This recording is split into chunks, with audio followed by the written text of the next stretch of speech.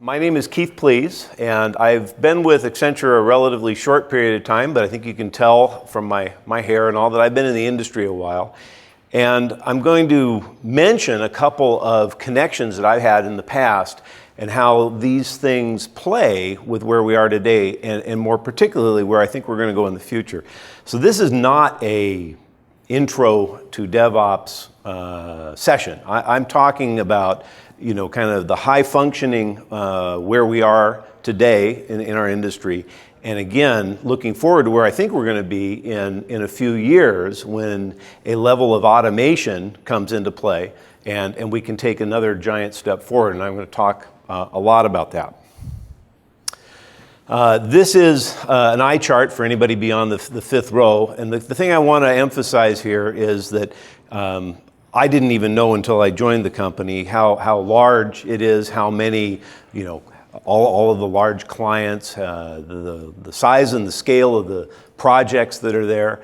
And so there's some numbers in the upper left that are kind of relevant. These are the number of people that have been trained on DevOps. We have our own internal learning system for this. And in fact, I'm going to talk about how some of those assets can be used for something equivalent in your world.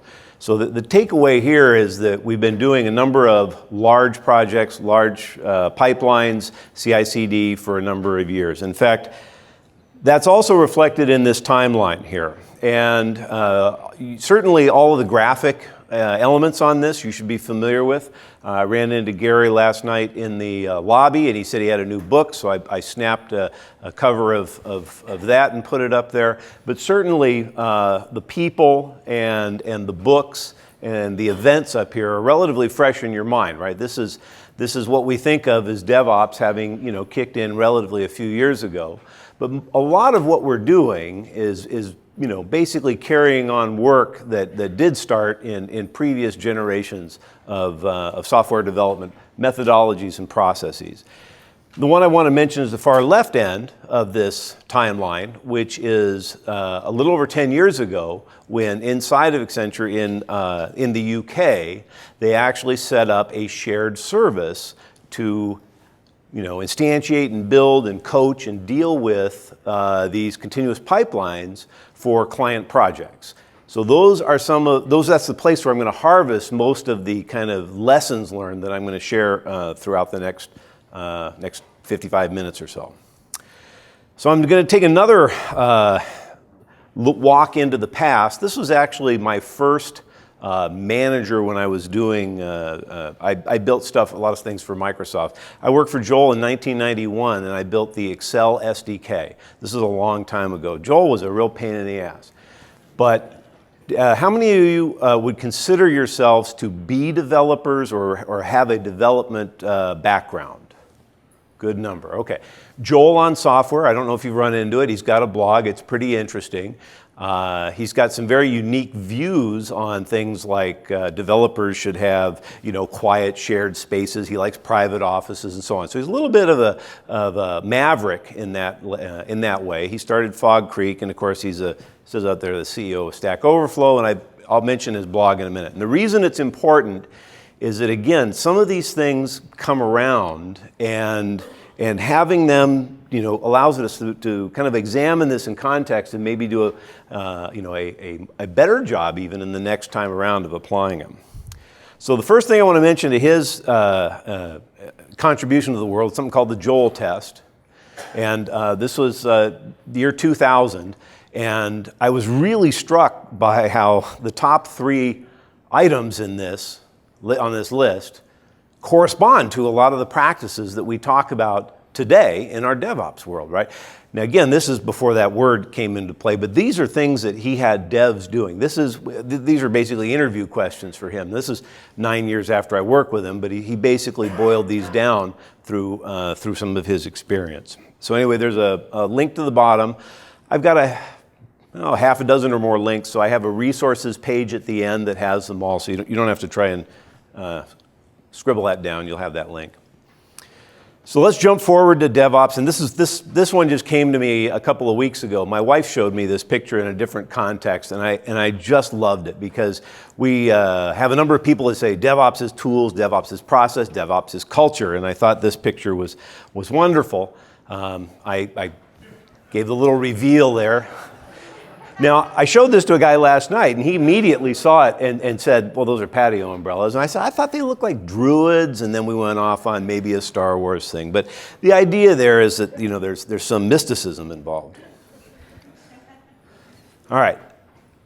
So just my nature from a young age is to try and build models of things and understand how they work, okay? And I find that's very useful, right? If here's a model that I understand, I can put it in a new place and apply it and adjust it and so on. So this is what I'm really doing with this talk, is distilling some of my ideas around models with where we are in DevOps and where I think we're going to go. So I'm more particularly interested at the end of this talk if you disagree with anything that I say, because that's how I'm going to learn. I actually tell my wife this, that I listen by speaking. Now, that doesn't get me very far, but I'm saying something here, and I want to know. I want to know, how it strikes you, how you might use it, how it might not work for you, and so on. So anyway, I want to break it down into two lenses because we do have a kind of a natural divide in our world between tools and process and people and interactions. In fact, those four phrases, those four words right there. Does anybody recognize where that comes from? I did that deliberately. It's the preamble of the Agile Manifesto that says, we value people and interactions more than tools and processes. So you have to wear this lens of, am I caring about the people and all of this, the culture and the interactions, or am I really trying to, get a cheap, easy to use tool set or whatever. So I basically wanted two different lenses, and we'll look at it from a technology standpoint, and we'll look at it from a people standpoint. And in the technology, I think this theme is something that you're already familiar with. Software-defined infrastructure, infrastructure as code. I hope I don't have to tell you why that's a good thing, right? There's some consistency and so on. And the key element here is let's apply that to our DevOps infrastructure. So that's what I'm talking about here, is software-defined DevOps, taking our artifacts, controlling them just the way we control the infrastructure where we do our build, test, and deploy, right? All of those same reasons for doing those apply, I think, even more in the DevOps space, and I'll talk about why. Again, we'll talk about some of the tools and stacks. I mean, we live in a world which is everything's a mix. That's just the nature of it. So we need something that works, in a broad way. In fact, I used to do a lot of work with design patterns. I mean, another phrase I'm sure you're familiar with, and a lot of people very quickly wanted implementations of them. And they would say, that's a design pattern. No, that's an implementation pattern. A good architecture, good design, a good model, that can be reused in many places. So again, we want something here that works not just for one stack or one environment or one, heaven forbid, one discrete set of releases of something. We also have this enterprise lens that we have to put on top of things. And, Gene had joked the other day about, when security and, legal and so on get involved. Like, oh, we don't want those guys. That's a common reaction. But the reality is, they're there to protect that enterprise so that the people working in that actually have a job. And when that stuff breaks down, it's a bad thing. So we've got to wear that lens and look at this stuff and find ways to increase via automation, via tools, and so on, all of that security and governance that's important to an enterprise. I'm going to mention technical debt. Is there anyone here who's not familiar with technical debt? Okay, and that was kind of deliberately designed so nobody would raise their hand, so I didn't have to define it. Okay, so you know what that is.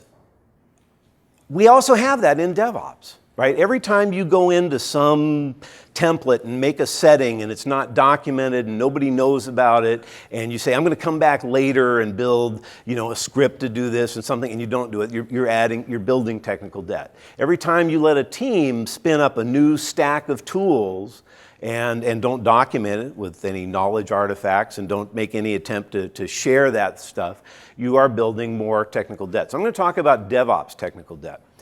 Now the people side of this is not new. People, whether they are devs or ops or DevOps or consultants or sales or whatever, right? They have a familiar set of guiding philosophy, in them.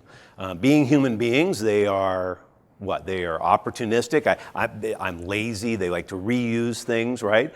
So here we want to structure things so that they are going to fail safe, meaning if they don't do something, if they don't follow a practice, if they don't use some guideline that we'd like them to use, by default things will happen that will not hurt us. So that's one lens here.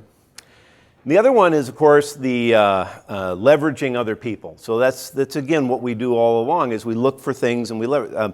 There was another plenary session where they were talking about how lean manufacturing came from Deming and PDCA, and of course, I wasn't listening to the original part of that, but it goes back to Francis Bacon and 1620 and inductive reasoning, and you form a hypothesis and you test it and so on. So this is a very familiar process here. So again, we're always looking to build and get greater scope, greater control, basically do more, okay? And a big part of this is the open source culture. I'm going to have a couple of points on that, and I'll just leave that there for now. I'll come back to open source stuff in a minute. So I have my new paradigm for engaging dev and ops, and this is a funny one because I'm hearing silos a lot. Silos are bad, right? We don't want, and of course, is it a horizontal structure? There's a variety of flavors of these silos. Why are silos there? I mean, they are an organizational artifact, right? As an organization tries to, we used to say functionally decompose, you're trying to find ways to break work down, to manage it in an efficient manner, right? We have, in fact, a fellow from Accenture did a talk last year about the two pizza team, going back to Jeff Bezos's idea of that's like an optimum team size, and people would like to debate, is it one team, what kind of pizza and all that, but I mean, there's a sweet spot there. So how do we carve things up and allow that team to do its thing without hindering other teams and so on? So this is basically my paradigm here of using DevOps as a service. Now this will be an anathema to the people who are being preached that DevOps should be a part of everything you do. You should just, breathe in and out, and DevOps should magically, flow in and out of your pores. There's a certain amount of overhead, and there's a certain amount of skills and so on that are involved in doing that. And if everybody doesn't have to have that, one of my lenses here is we would maybe want to specialize that, and that's what I'm going to talk about with a shared service. So let's go back and focus on technology first. This is the technology adoption lifecycle. This is also a thing that's been around for a while, and it's added on to here is Geoffrey Moore's chasm, right? The idea that, I don't want to walk off the stage here and get hurt, but crossing across that can be a transformative thing, right? Something eventually becomes mainstream. Many years ago, we started out with Agile. Agile kind of burbled along on the edge there, and Scrum came along, and Scrum was the thing that helped Agile cross that chasm. And we've probably gone past that inflection point with DevOps, right? By the fact that this is the third year for this conference, 1,300 people and so on, we're definitely not down there in the bleeding edge side of things. Yet, we are constantly moving that new edge along. And who's moving that most aggressively? These are the companies that you're hearing about, the Netflixes and Etsy's and Ubers and so on. I mean, they've built their entire business model on being on that edge, right? And they are competing day to day with others on the edge, like Amazon and its businesses. So you first have to decide how close to that edge do you want to be. And it's a challenging place, right? It's a place where something like 90% of the stuff that you create gets thrown away. Is that going to fly in your organization? Are you going to get funding for things like that? I'm going to say it's going to be a challenge because, in the typical TDD thing of red-green refactor, a lot of you guys were devs. When do you get time to do the refactoring? Do you take a whole sprint and say, I'm not going to add any features and I'm just going to refactor? That's not going to fly here. So we have a huge push on us to be delivering that value all the time. And that's a bit of a challenge, I'd say. All right, this is yet another version of a pipeline and where a common set of IT methodologies kind of commonly fit across this. It's not a completely clean line. This is just an example of it. And I've got at the very bottom lean manufacturing because, again, that is a process that starts from an idea to delivering value out the other end. So again, there's some grayness in here, and I probably should have had the arrows fade at either end. So this is another term that you are almost certainly familiar with, the idea of functional and non-functional requirements, right? We used to write specs. Specs had all of the functional things. Now we do different things, epics and stories and use cases and all that. And it's all about delivering that feature to the user, right? That's where we get the value. So what happened to these NFRs and non-functional requirements? I've got a list of kind of the most common ones there. And devs kind of have the idea that ops will take care of that, right? If I check it in and it gets out there, I'm assuming they're doing the right thing. We know that that's not a great viewpoint, but we know that certainly is common. So what happens is that, it runs on my machine, I check it in, they do something and it falls apart. And this is where it gets challenging. What do you do when something falls apart? And I'm not talking necessarily about DevOps today. You have a couple ways to do that. One is you give it more privilege. Now you know about this if you guys are devs, because as soon as you get a new machine or build a new environment, what do? You give yourself administrator privileges, right? Okay, so the devil's in the room, and how do we get that devil, not out onto the production? So there's a constant battle here. Now, one of the interesting things is, I feel that most of these NFRs, which they're just the ilities, and we just kind of, abstracted them away. These are the true functional domain of DevOps, right? DevOps has to help build all of this stuff in. So, we don't necessarily, as DevOps professionals, don't get a chance to do the UI design, but certainly if something has to be, reliable and, resilient and all of that, that's firmly in our wheelhouse. So we want to consider these. So I've got a few questions I want to ask you to consider about your environment in the light of those NFRs. How are you managing those continuous delivery artifacts? Do you even know what they are? Or are they just, you sign on to a web console and you bring up a form and you fill in some things? Well, so the artifact's just something that's stored somewhere. Now, some of the more mature systems, Chef, for example, they have recipes and cookbooks. Okay, I know, those are artifacts, and maybe I can save them and I can version them. And I don't know if you've been doing this and working with these tools, but some of them have a fairly robust system for managing themselves. But so many of the systems that we work with don't, right? They just have a console, you set a bunch of settings, you save it. It gets hard. It gets particularly hard with security settings, right? With basically all of the little permissions and so on. I actually have a friend of mine runs he's a CTO of a small startup in Seattle, has 25 people. They've been in there for 3 years, and they've got a pipeline, and it is so brittle, so dangerous for them to change things. They're just drawing a line, setting up a new pipeline based on least privilege, which is a reasonable thing to do. And they're just going to say, we can't figure out where everything is here. We will just start a new thing and do all of the net new here and hope we don't get killed by that. So managing your artifacts, that's fundamentally what I'm going to be talking about here. All your build pipeline settings stored in source control. If they're not stored somewhere, then how are you going to know if they changed? How are you going to know who changed them and what the settings are? I think this seems obvious, but we'll come back to it. Can you rebuild your pipeline via automation? Now I think that starts to get a little interesting and kind of aspirational. I'm not talking about rebuilding your entire source code control system, your entire world, but can you put together your CI/CD pipeline via automation? That's fundamentally where I'm going here.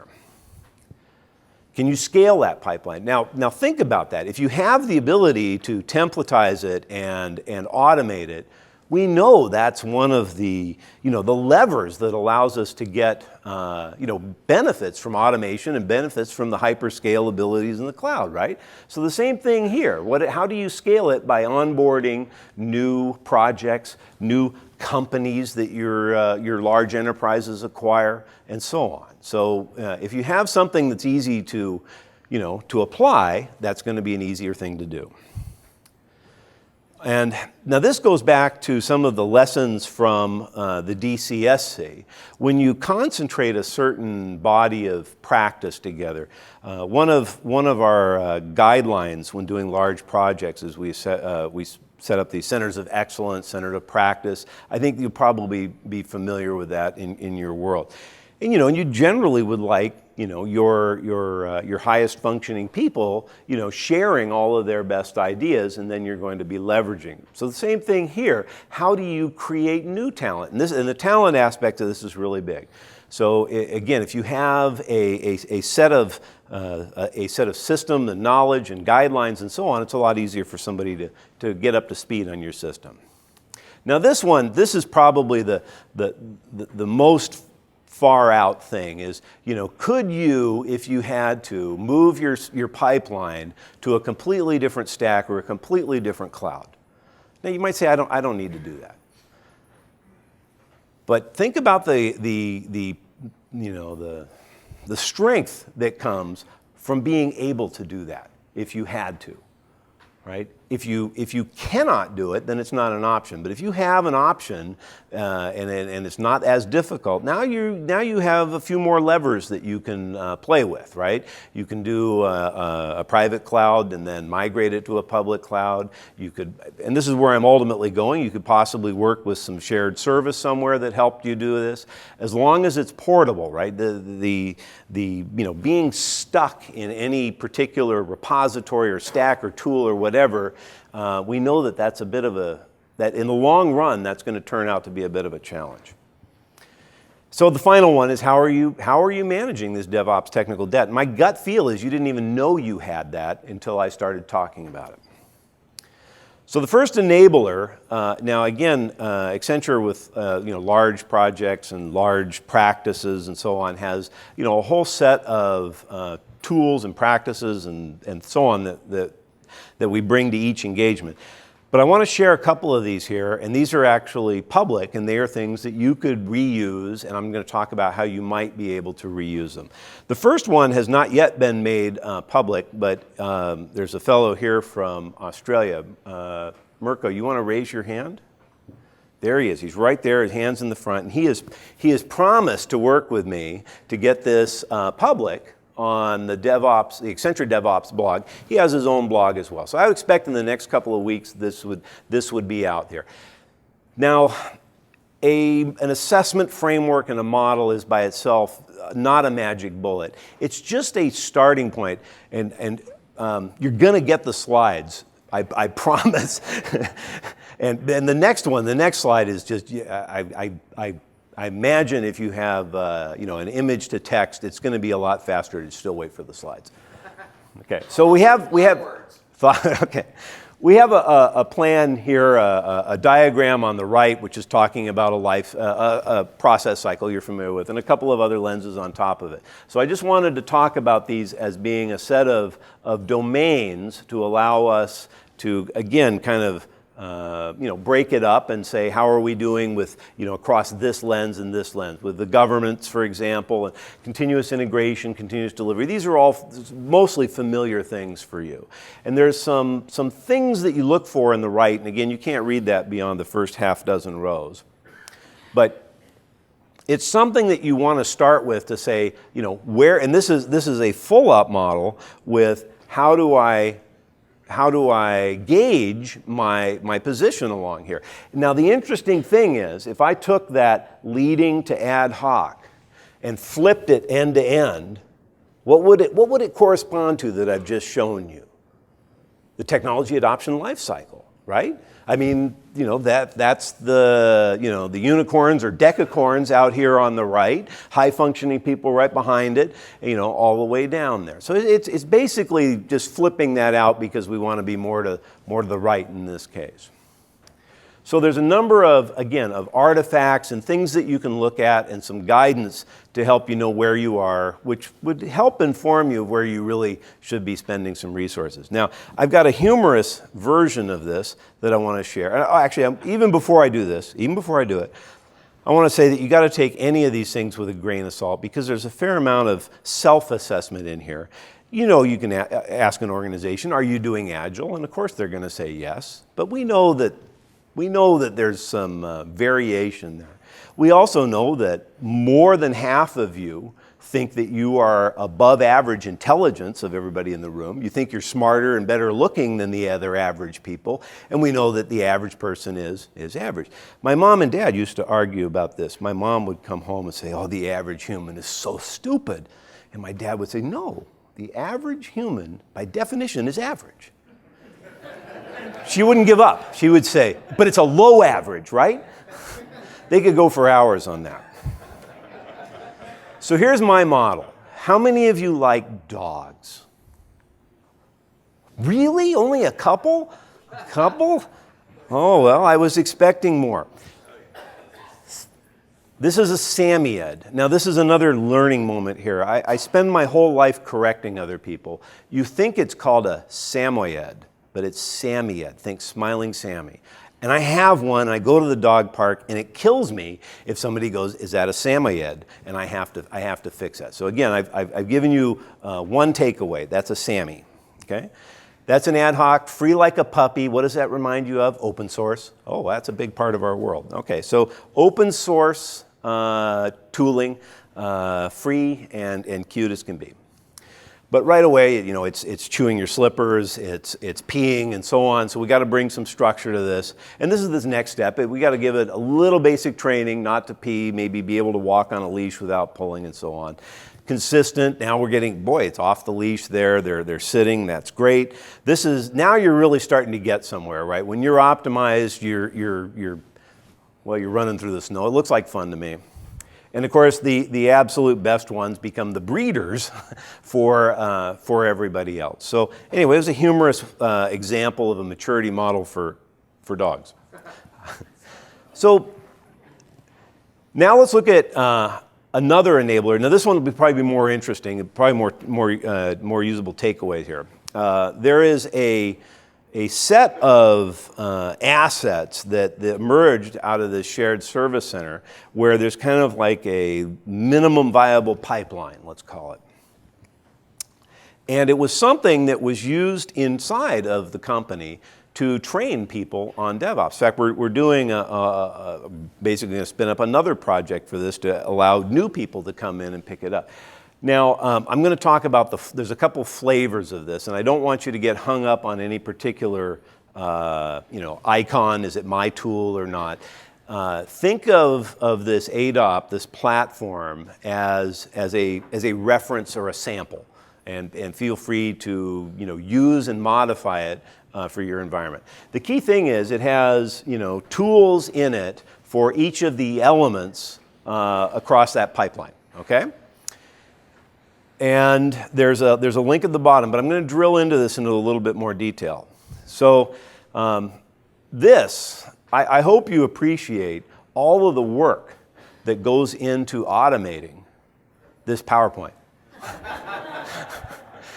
Okay, so it's when you look at it, it spins up a Docker image. We've got Nginx. We've got a bunch of tools inside of it. And the version that is out there and open source has the most important aspect of everything in the open source version of ADOP is that it's free, right? It's all free stuff. Now, compute isn't free, and you're going to need an AWS account or something like that to run it. But the idea here is with a very minimal investment, actually zero investment in licensing, you can get up a minimum viable pipeline and start doing your single-page apps or your proof of concepts or something like that. Or you can train up people on a DevOps process. Behind the scenes, it's not part of the smallest one out of the box. It runs Docker Swarm, so it gets all of those, all of those scaling things as well. Look at you guys with your cameras. I do the same damn thing, and then I've got a lot of pictures, and I go, "What is that?" Right? It's so fuzzy. Like if you have a boat and you ever take a picture of like there's a dolphin going by, and then later there's gray and there's a black dot, and what was that? Airplane, same thing. Okay, now there's a lot of IP into something that is basically an additional thing in that stack that handles some of the larger sets of functionality around commercial off-the-shelf products, the SAPs and so on. So this is not, we Accenture do not give away all of these cartridges. These are part of our engagements, but there is a sampler out there for building a cartridge to extend this, and I believe the Java cartridge is also out there. All right, so I'm actually going to jump forward one slide and then come back because I know you got very excited about any logo or any tool name. I guess I do too. So I wanted to show you one that has a little bit more fidelity to it. So everything on the left is either part of or can be added to ADOP. And there's that dark line across there. So the stuff underneath, the Docker, Sensu, the Elk stack, Jenkins, Git, Gatling, Garrett, all of those guys are part of ADOP. And if you install this thing, and I'm going to do only a very quick demo, not a very detailed one of it, you get free versions of all of that. Now, part of the reason that they're there is that many of those things also have enterprise licensed versions. So we have in this service in the UK that has hundreds of clients, they're running the private SaaS version of CloudBees Jenkins, for example. So I wouldn't get hung up on a licensing thing here, except for when you're trying to get something up and play with it. We all know that freemium model of a tool is nice. This actually batches them all together and gets you going quicker. I'm going to jump back one slide. So the dedicated instance, which is the open source project and so on, is a single tenancy thing. So there's another kind of principle here of applying your brain so that like every project doesn't have its own Jenkins pipeline, for example. You know that would be an anti-pattern, right? You want to have some shared services even in that area as well. What else to say? It has it can be actually installed anywhere because it's also open source. You could port it to your private cloud if you felt like doing it.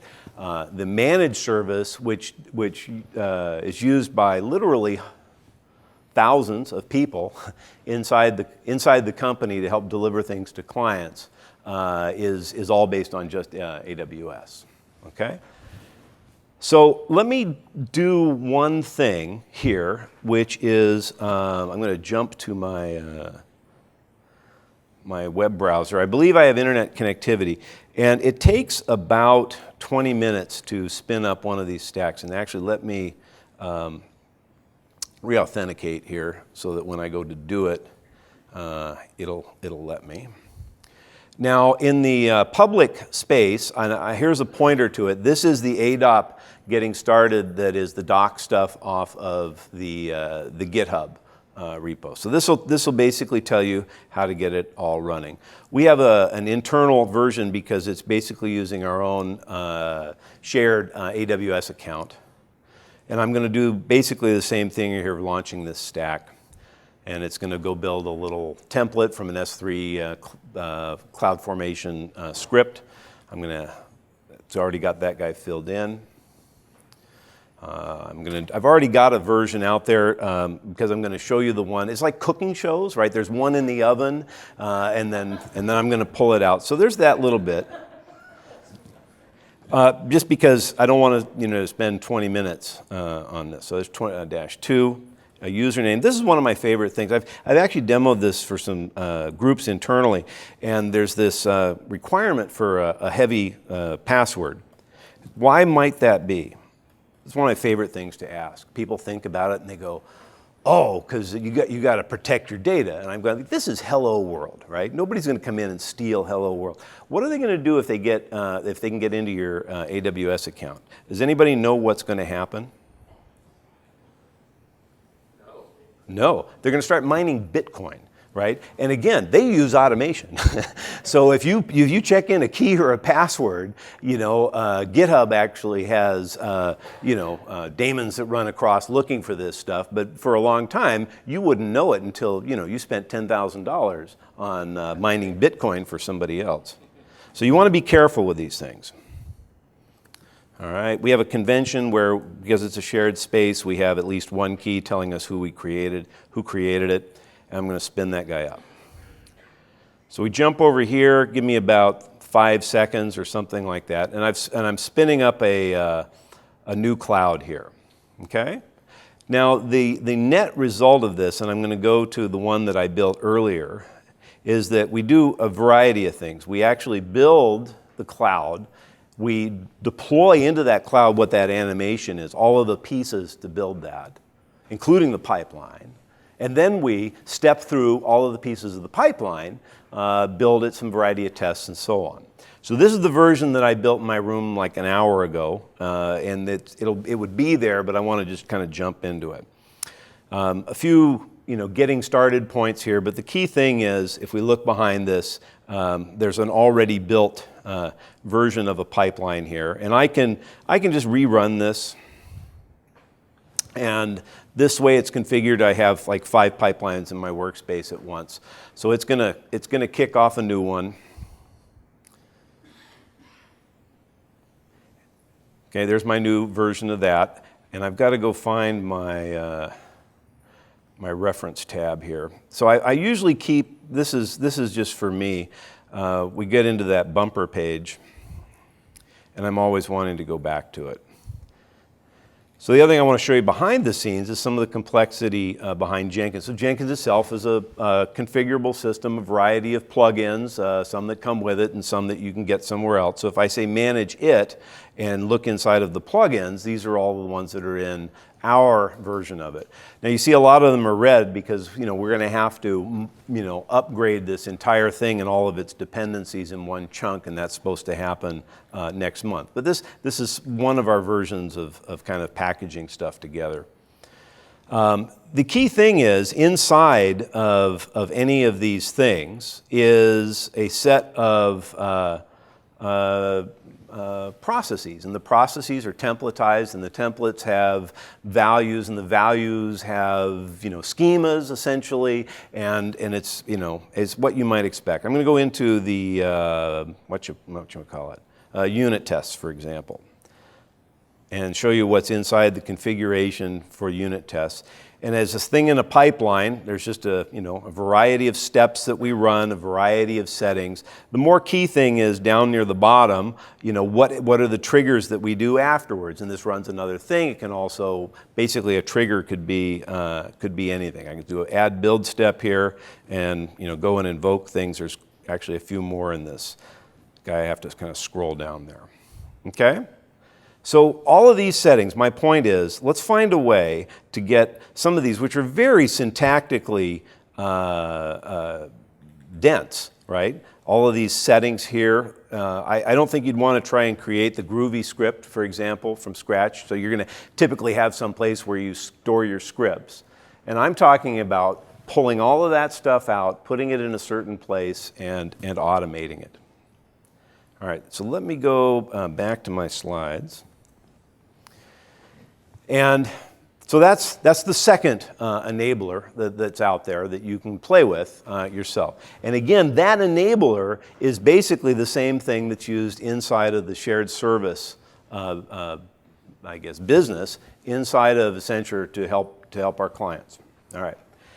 There's another element that they have, which is an organizational element, which is how they expose this inside of the company. And you know, you probably have inside of your own organizations, your own, you know, change management teams. You have you probably have done a variety of things like agile transformation. So you have a lot of guidance here. It just happens in this case, we organize it all under one kind of portal and lens for people, because we're typically providing, you know, guidance about how to use this stuff, not just, you know, here's a URL, go to town on it, okay? So let's talk about these trade-offs. With a 10-plus year history of shared services, I asked Mark Rendell, who kind of runs that, and he's the guy that spoke last year about 2 pizza box teams. I asked him, you know, what have you guys taken away? Not from the standpoint of necessarily running it for a particular client, but running it as a service with multiple clients. What might that look like, both the good and the bad?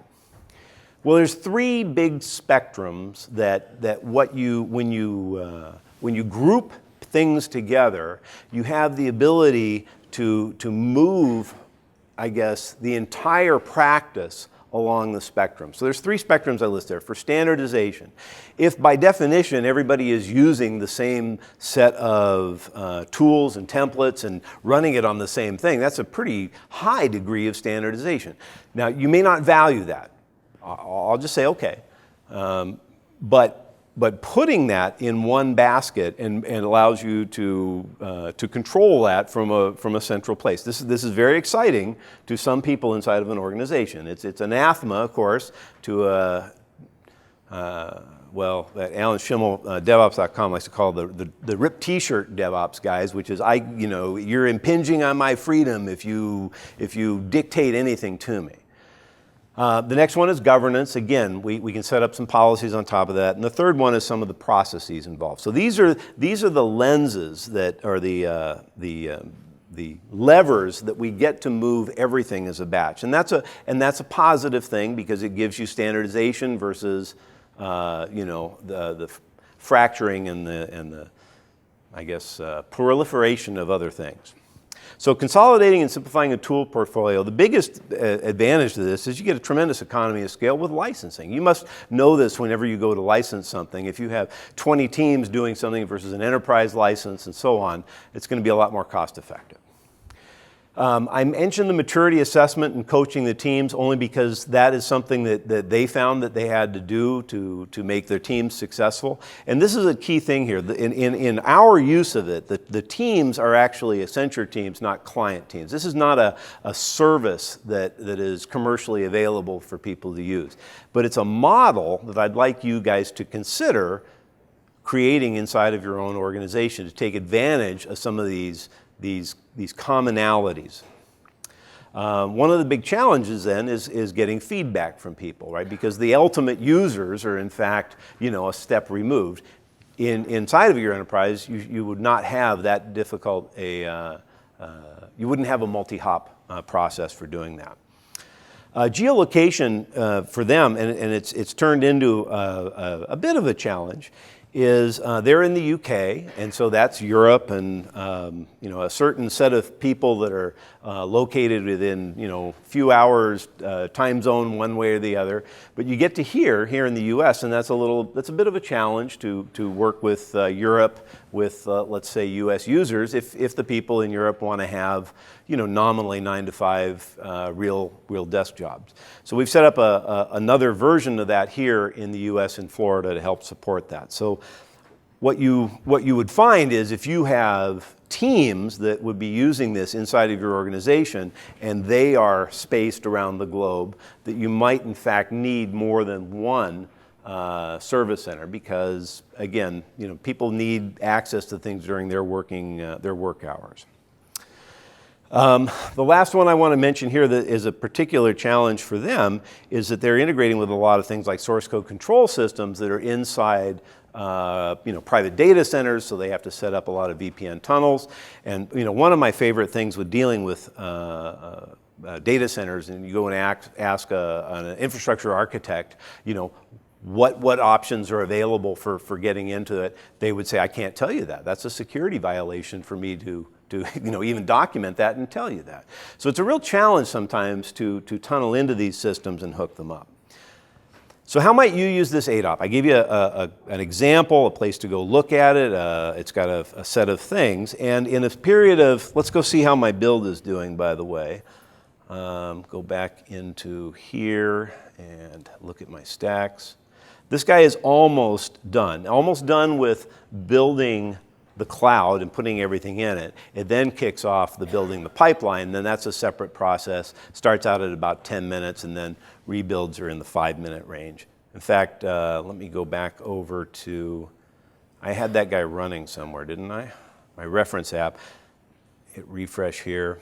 And this guy is well along. It's already finished rebuilding when I triggered off that step earlier in that pipeline. So this is in the 5-minute range to get done. There are actually some times on there that are, seconds to minutes and so on in each one of those steps.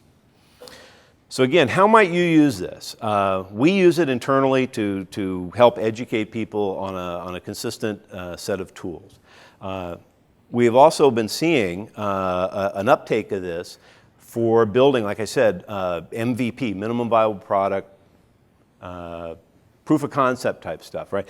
A lot of the engagements tend to be things like 6 months and 9 months and so on, but clients are saying, I need to see some value quickly, like a week or a sprint or something like that. So having something that you can stand up with relatively little effort to help deliver that, and then of course you are adding some technical debt if that's not your ultimate thing. You're going to have to move it somewhere else, or say I'm going to absorb that of having it run in its own stack. But anyway, that's a trade-off that you'd have to make. And the third one is just use it as an example, as a reference of how to put something together and automate its creation. If you're using some other tool set, TeamCity for example. The other reason we have a version of this that runs in the Microsoft world, but obviously the licenses there are not free, so that cannot be open source. But if you have an enterprise agreement with Microsoft, then you might want to build it on TFS and so on. And their testing tools and all of that. So I don't want you to get hung up on an individual tool. I want you to think of it as a jump starter and something that you could customize for your own environment, okay? And a first tool for you to have in a shared services model if you wanted to set up a service center inside your organization. Let's talk about the people. I've got only a few minutes left. This I thought was interesting. So I'm sharing things with you, right? I'm standing here on the stage and I'm sharing things with you. I'm competing with you too. Every moment, we are all competing for the best talent out there. And that's what this was all about. I didn't know when I put this in my deck that Capital One was also a presenter here and so on. I was at Jenkins World and I said, what are you doing here? What's going on here? And they were showing a couple of open source projects. So in the world of DevOps, in the world of open source, these are like honeypots. This is how you attract people that want to be a part of that culture. You have a thing, they can come up, they can contribute. It's a great onboarding for finding people that have an interest in doing the stuff that you're doing.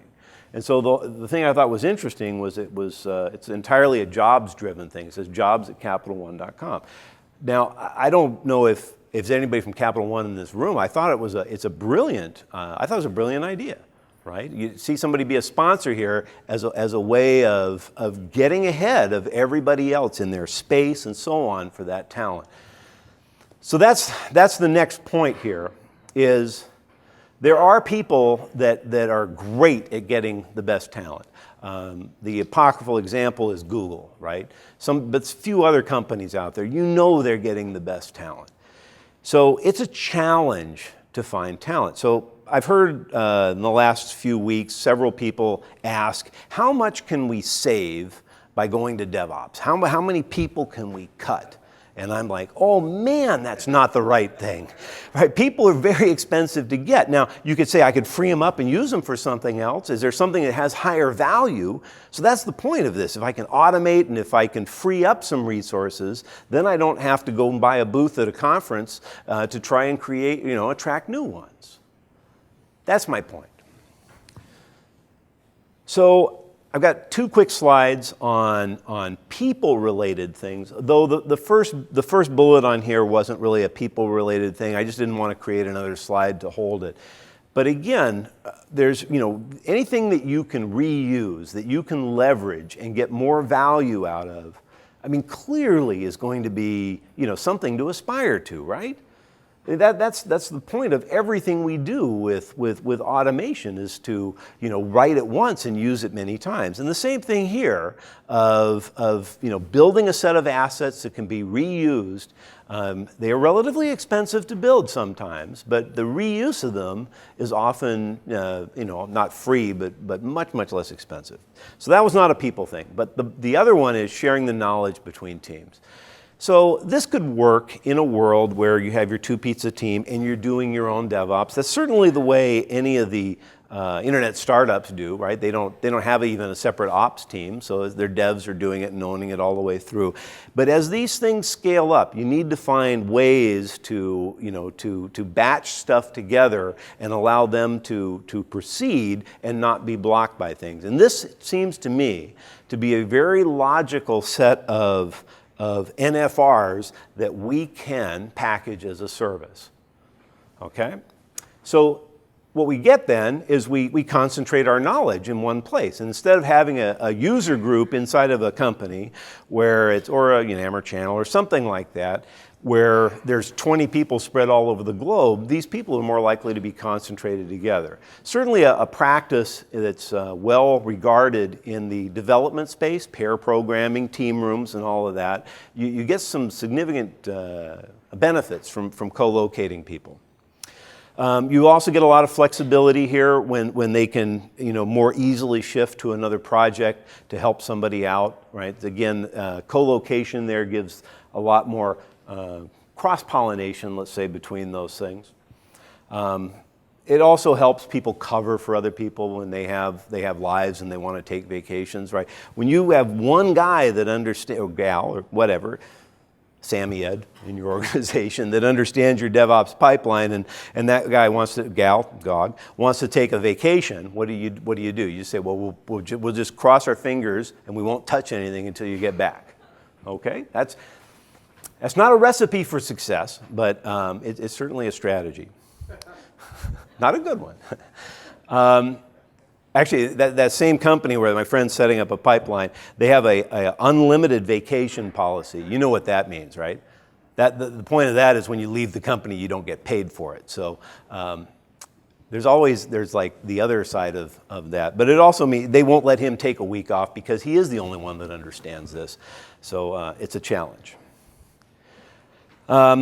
This was also a big deal for them, being able to manage themselves. Now, this is probably a little different because it's in the context of Accenture where most of the people are on the road at client sites doing engagements, and they roll off of that and they can go do something else. So they really aren't directed and don't have the sense of self, organization and self-direction. This did allow this team to do that. It was a beautiful thing. Also, inside of your organizations, you're more likely to be able to replicate that set of values as well.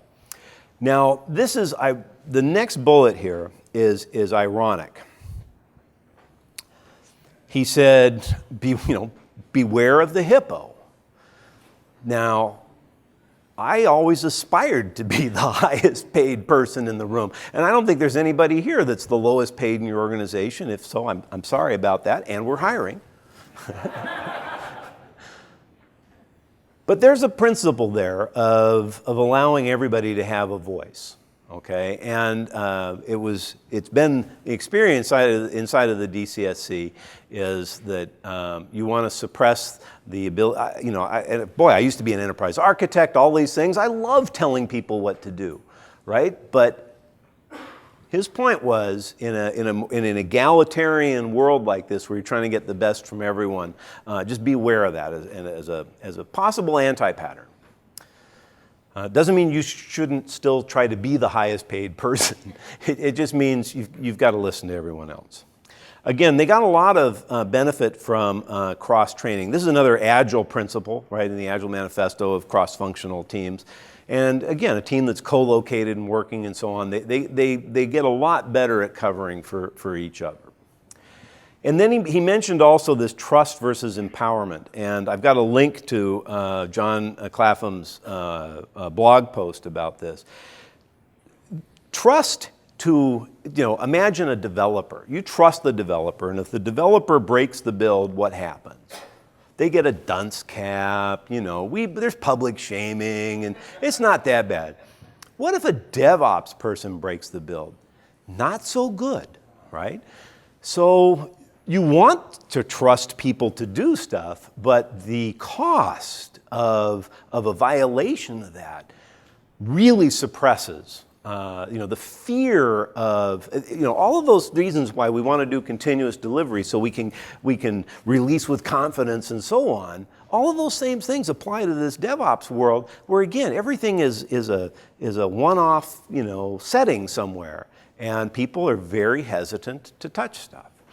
So this article is interesting. If you get the slides and click through and take a look, and he actually says that trusting somebody is a danger because you're inflicting that on them. If they make a mistake, they are going to be traumatized by it.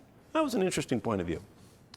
Of course, everybody would like to work with their coworkers. You guys all get to go to lunch together and so on. So there's a number of good things here. But like anything else, a great team can become very insular, right? And it's like, let's not add any new blood. This thing is spinning along just fine.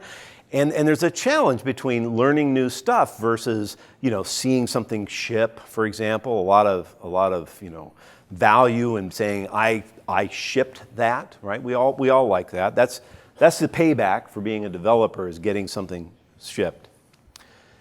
So just these are some items that he wanted me to share with you guys.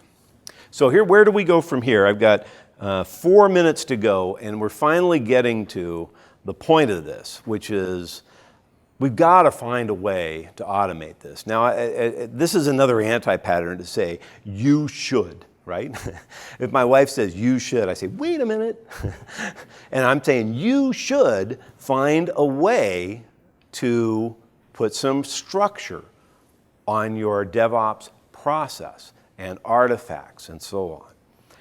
And that's part of the first thing is you have some definitions, you have some standardization, and then you can automate. You can't automate it if you don't have, a taxonomy and a system in place. So that's why there's been this kind of mantra of, define it, standardize it, and then automate it. Now, there's two reasons why you want to do that. Even if you're running in place today and doing okay, that's not going to be good enough next year, 2 years, 5 years, and so on. You know that. In fact, this is actually a quote here, it's the second line here, was from a book In Search of Clusters. The cluster server, I don't know if you guys were around. When that first came out, the guy had a really good idea in there. What do you do when you hit the wall? You're running at 100%, 8 to 5, 9 to 5, whatever your work hours are, 5 to 5, some of you. And what do you do when you hit the wall? Well, you run a little more. I'll work a little more overtime. That's not sustainable. Work smarter. Okay, I'm going to go to a conference and get some ideas and come back. And what's that going to do? That's going to allow you to scale 10%, 20%, 30%. And the ultimate answer is always get help, right? And possibly get more people or any way to reuse stuff. And automation here is getting help. It's expensive to create, but then it allows you to scale on from that. So I've always come back with that, work harder, smarter, get help. Those are really the three choices. And it's funny, many situations have a limited set of choices and they're all bad. How do you might have heard, half of all marriages end in divorce. That's sad. What's the alternative? Death. Okay, so there's not a lot of good options here. So the same thing here. You've got to pick your option, your appropriate one. So this is a real, this was harvested from a media client, and this is in a complex scenario. This is as-built. It wasn't necessarily designed this way. Somebody sat down, and these are all of the tools and how they're all hooked together. And I hope you can imagine the challenge with keeping this running as infrastructure for DevOps.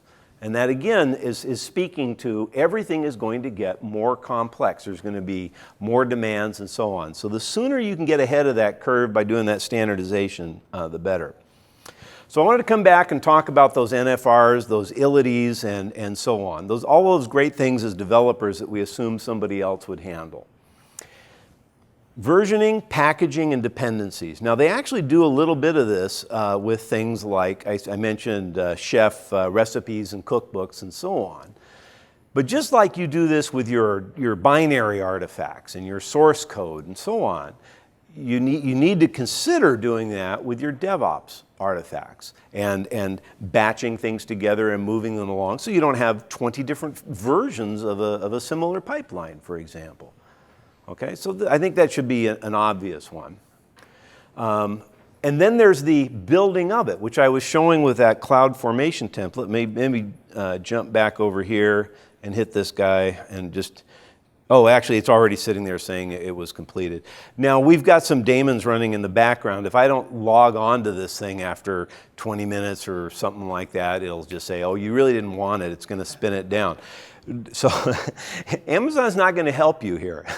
You really need to control your costs in this kind of an environment. So we have a variety of tools behind the scenes that, if things aren't, and this isn't production per se, but we scavenge these resources. In fact, one other thing down here is we've got a security monkey role as well. So just like I said, you don't want to open up your play around environments to somebody coming in and taking them over. You need to set some guidelines on top of that. So the security monkey isn't saying you have to do these things. It's always testing and probing for all of those security holes. It's one of the simian army that comes from Netflix, like the chaos monkey and gorilla. Okay, the other very important reason to manage this stuff in a consistent way is your certificates. I don't know if you saw this, but where do you store your certificates? You probably have a variety of solutions for it. There's certainly an AWS service for it. It's always a challenge to do roles versus, it's easy to have a cert and we just trust that, everybody on the team isn't going to leak the private key. But really in this world, in terms of automation, you can do better than that. So again, we need repositories for these things. Now this is where I think you could also put some pressure on all of the people in the expo hall to make their systems more open. We've certainly done that on a source code control system via Git, for example. There's been a lot of pressure to do that. And there are some examples inside of pipelines. Jenkins, for example, has a pipeline as code. There's an add-in that you can do that, and it allows you to hydrate and basically pull out and restore pipeline settings. This isn't exactly the same. Most of the systems give you ability to back up. This literally would allow you to pull the stuff out into, I think it's YAML, something like that, some artifact that you can then control. Now this also gets exciting if you have some testers in your world. The idea of automated testing of your DevOps infrastructure, right? That would be really good to know before I make this change and push it through, that I'm not going to break something, or if I do, that I can roll back to a previous version of that. But if you're not managing those and allowing yourself to do that, you don't have that recoverability. Now, this is my last thing, and this comes back to Joel Joel Spolsky, he was at GeekWire, and we got together afterwards, and I said, hey, you know, I'm going to talk about software factories, and I loved your hammer factory thing. This is 10 years ago, and he goes, I didn't write that. It was on his blog, but it was a guest post by this fellow Benji Smith. Now, this is a truly epic post.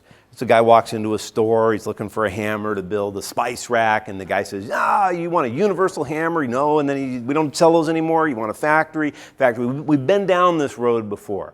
Increasing levels of abstraction, they sound great, but they have challenges. And the biggest challenge of all of model-driven architecture and all of these tools for creating things was what? We didn't have full fidelity round tripping. It was code spit. You do it, you'd spit it, you make one change, and now I was going to literally step off the stage. You've left the path. You can't go back and use this model, you can't do anything, if you change it here, you're going to clobber that, right? Because it's a one-way deal. I think, you know, the next version of tooling that we can do around this can be smarter here and can allow us to make changes, inspect those repositories, and then update them back into our system. You know, it would be best if we allowed that to happen, as opposed to the only way to push a change through might be by rebuilding your model in a tool, for example. Anyway, this is a great little story. There's a link in the back, and you should take a look at it. So these are just the questions I wanted to leave you with from a technology and a people point of view. And I think you've heard each one of these things. Do you have some standards for this? You know, are you trying to rationalize here as going back to, you know, math, where you have common denominators and you factor things out? You basically want to get to a sweet spot in terms of the tools that you are supporting. DevOps technical debt. I'll bet, like I said, I bet I just invented that. Well, I actually didn't. I Googled it. Somebody else talked about it, but I could have. I could have invented that. But I think you can bring it back to your organization. It's something to think about. And then this other one, how do you get the best talent? Did I mention that we're hiring? I assume that every one of you is as well. I was at another conference, and every speaker starts with, you know, here's our job link, here's we're hiring. That is the biggest challenge facing our segment of the industry, is finding that and attracting that talent and then retaining them. So, this is just something to consider as far as the things I talked about for making that, you know, something that's better inside of your organization. Finally, my last thing is, does DevOps as a service make any sense to you?